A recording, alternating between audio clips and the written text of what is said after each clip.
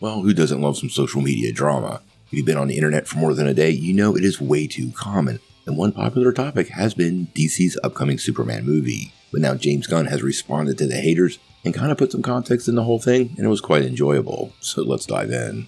Now, if you're on the internet, well, ever, you have probably seen a lot of online discourse. People find a reason to argue on the internet. This is nothing new. But in some particular corners, it kind of gets worse than most places. And quite honestly, one of those corners deals directly with Superman. Now, I'm not telling anybody something they don't know here. Everybody knows the reality of some of these online conflicts. And quite honestly, I really do my best to try to not participate because we're all supposed to be fans. And everybody should be excited for another iteration of this project. Now, ever since James Gunn took over DC Studios, there was a full contingent of fans that really wanted them to restore the Snyderverse. Now, this was never going to happen, even over on Netflix, but it is something kind of like a rash that simply won't go away on the internet and has a large enough fan base that it causes it to trend on social media quite often. Now, recently, there was a post over on Reddit, and honestly, this is as bad as it gets.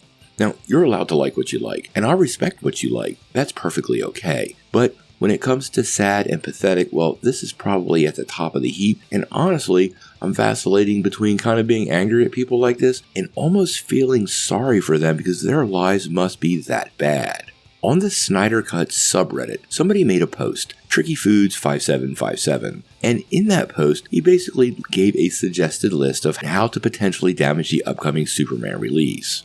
Now, the ego level of this person thinking they could actually impact the release is pretty startling. But what he said was, well, it just made me sad. He actually posted, "Fight for our Snyderverse on the Imposter Superman release day. Here's what we can do to make a difference. Post spoilers everywhere. People are less likely to see or enjoy the movie if it's already spoiled. Leave bad reviews at review sites. We know for sure Gunbots will post positive reviews, so we must let people know the truth and balance out the bias and realistic scores. Reserve tickets online but don't complete the purchase. By selecting and reserving seating, it's taken out of the pool for a period of time, which means that this has a chance of stopping Gunbots from buying tickets. Gunn fired the first shot and killed the Snyderverse, and here's our chance to take the fight back to them." Now, honestly, this whole thing is sort of, well, just sad. And, you can kind of go down the list, and the fact that he refers to people that just want to see the movie or could potentially like the movie simply as gunbots kind of shows the bias just from his own point of view. Now, but there's a lot more to this. First off, sabotaging any movie is a terrible thing, right? And why would you want to crap on somebody else's project? I get not liking something, I can respect that. But just purposely trying to destroy something that so many people have put their heart and soul in because you don't like it, well, that sounds like a toddler to me. Now, what's funny is somebody took this post and put it up on Threads, and then James Gunn actually replied. And this is great. He replied, "Laugh out loud, I think we'll survive." I'm not sure the 8 people that listen to that guy, I'm going out on a limb and guess it's a guy, are going to impact the course of events. And honestly, that's a pretty solid response. Now, he did elaborate on this a little bit in a recent Rolling Stone interview, and really gave some insight into how, at worst, these people are trolls, and at best, they might actually be useful idiots. Because he said, quote, "I don't mind it. I think it's good. I think you want to have everybody root for you. And I have an actor who reads everything online. I won't say who it is, but he'll read this article and he'll know who it is. It's one of the top 5 in Superman. And this actor gets so upset over things people say." I said, first of all, you realize that the trailer came out and reaction was 97-98% positive? These people help us because you don't want something to seem 100% positive. It's alright to have an oppositional force every once in a while. Some of these things get ridiculous. I just know every time something comes out, it doesn't matter how positively it's received. There's going to be something that is of great controversy. It was the great controversy that the sun caused Superman pain.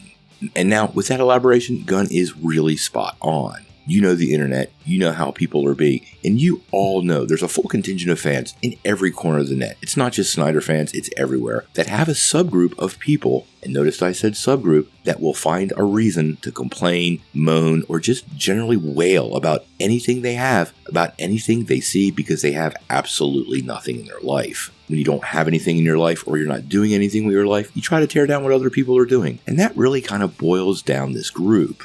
Now, like I said, and I've tried to be clear about this, we're not talking about everybody who's a fan of Zack's work. I'm a fan of some of Zack's work, and I did enjoy some parts of his DC universe, and I did enjoy some parts of his DC extended universe. It just wasn't for me. And we're going to continue to try to talk openly and objectively about all this, and if we try to avoid toxicity, we're not going to put up with it in the comments, you'll get blocked, and try to promote an idea that we're all in this for superheroes and what superheroes represent.